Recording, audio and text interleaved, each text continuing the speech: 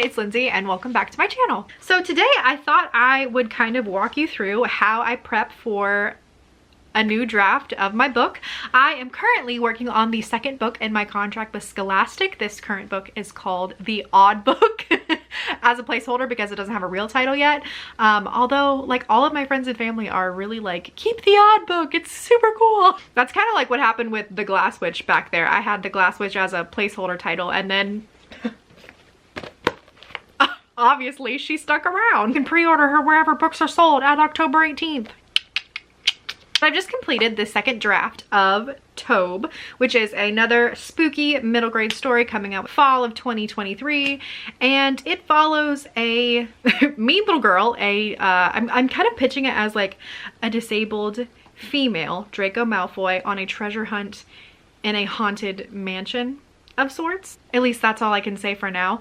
But it's time for draft 3, which is my draft where I fix everything possible that I can and this time I am going to be more concerned with the prose and the voice and making it pretty and readable by others, because I'm hoping this is the last draft that I do before others can read it. So there's kind of two levels to the third draft for me, which is story structure and character arc, like the big boys, right? The big things that you want to get out of the way first, and then prose and voice. Right now I do have quite a few placeholders still in the book where I'm like, add someone's name in here, or this needs to be foreshadowed. All of those are also going to be taken care of in this book, because by the time this draft is done, I want it to read like a real book that you could hopefully pick up like in Barnes & Noble or whatever. However, this video in particular is going to be more focused on the first part of this step, which is the character arc and the structure of the story, just because like I can't really make a video talking about like my prose and how exactly I'm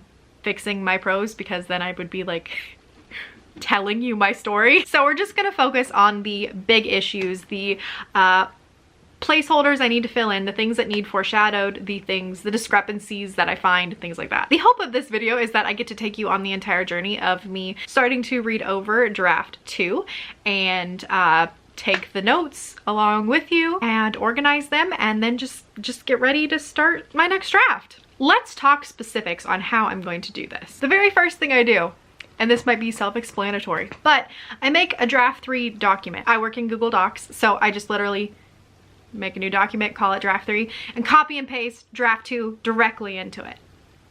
So it's draft 2, but I'm just calling it draft 3 because I'm gonna write over it as we go. Also, just because I work in Google Docs, I actually split the acts up, so I have like draft 3 part 1, part 2, and part 3, because I find that Google Docs sometimes when you get over like 100 or so pages, it starts to act a little bit glitchy, which is a sucky thing, but it's worth it for me. I like Google Docs because it's constantly being saved in the cloud and you don't have to worry about ever losing your work. Now, as I worked through draft 2, a lot of times I would come up with little notes or little things that I wanted to do.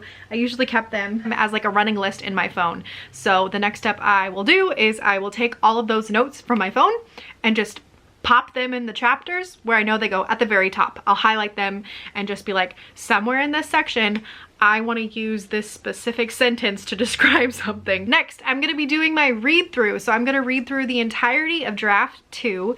And as I read, I'm going to be taking notes in my notebook. And I will be making like little charts to kind of show you how I'm going to organize all of that.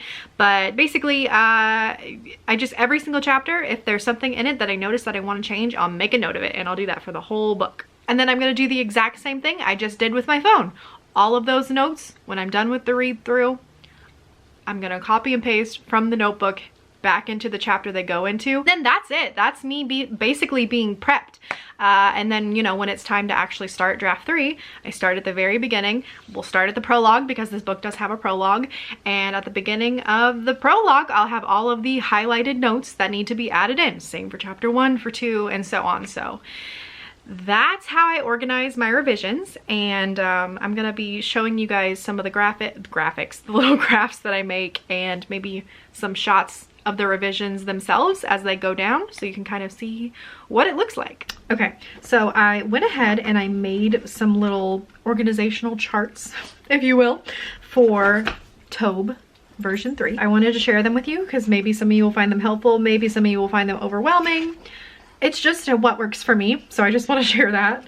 take it with a grain of salt if it will work for you or not. What I decided to do was do chapter by chapter revisions, and that will work best for me because I am going to be rereading through the entire novel, and as I see problems, I'm going to write them down here and then, you know, say what chapter they're in over here, so it will be nice and organized. And I gave myself quite a few pages here to do that. Also, because I know some of my revisions are going to be story wide and not just like chapter wide, I gave myself this entire spread, this entire blank page over here just to write those things down. So like for instance, I know I'm gonna need more voice, and that's not just in one particular chapter, that's gonna be overall. So I'm gonna, you know, write that in here, or you know, check over how many adverbs I'm using, so that will go here as well.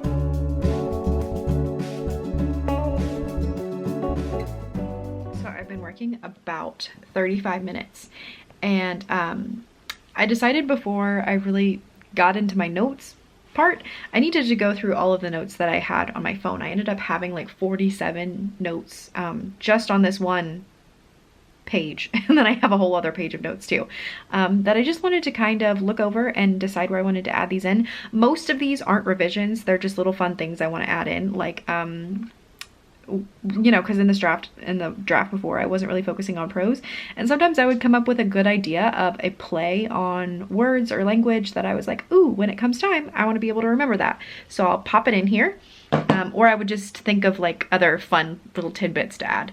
So that's what most of those notes are, and what I'm doing is I'm going through them, and then I am deciding what chapter I think that that could go in well. If it's a description, then I know to go to the first chapter that that character is in and pop it at the top of the chapter. So that way when I, you know, get to revising that chapter, I'll be like, oh yeah, I need to add that little fun bit in. So that's what I'm doing. It's taken about 35 minutes.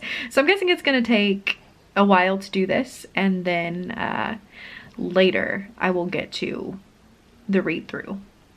I don't know why. This just made more sense to do this first, then start with the read through, I guess. But I guess I could have done it in any order. But this is where I am.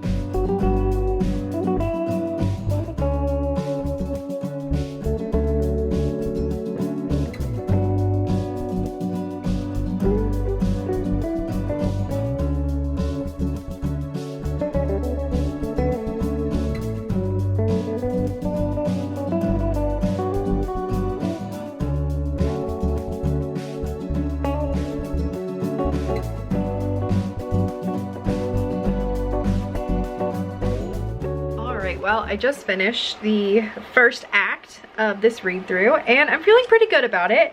Most of my notes, as I thought, were going to be placeholders, and I have quite a few overarching notes.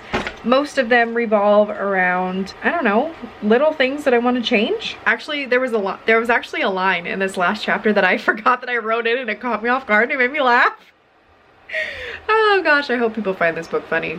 Even if they don't, I did. But I'm enjoying the story so far. I'm enjoying it for like knowing what it could be, because it's not perfect yet, but I'm just like, oh, this is gonna be good. Like, I can make this good. Someone also asked if I could do like a little review of my tracker page, because I've showed this in quite a few little vlogs, and they just kind of wanted a rundown of how I use this and how it works. So this is just this black part is just a simple page off of the Happy Planner planners. It's from last year. So I just got dotted line paper and cut out what I needed and popped it over this because I thought it looked really cool.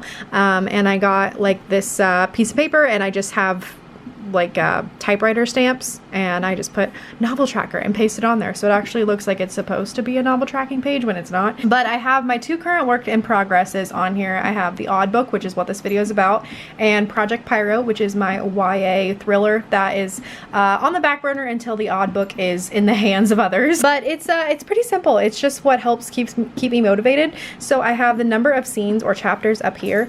On the end I have the prologue and the epilogue because I decided to add those in last minute. And down this way is just the number of drafts. So as you can see, I've got drafts 1 and 2 all the way done. And every time I finish a chapter in a draft, I just color in a square.